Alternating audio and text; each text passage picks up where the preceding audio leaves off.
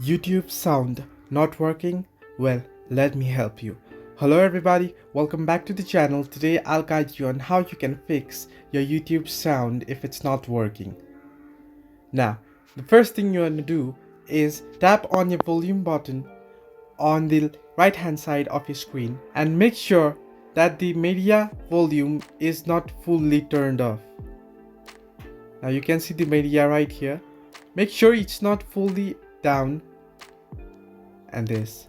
Now, if your media volume is up but you can't still get the sound, head over to your settings. Now to do so, scroll down your notification bar and tap on the settings icon on the top right corner of your screen and scroll down and you'll find the option apps. Now once you find it, tap on it and open it. Now you can scroll and search for YouTube, or either from the search bar you can search for YouTube from here.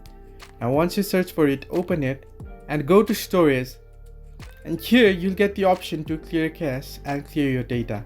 Now tap on clear your data and confirm it and delete it and restart your device and open the app again. So this must fix your issue. Hope this helped. Do like and subscribe, and do not forget to leave a comment down below if you have any further issues.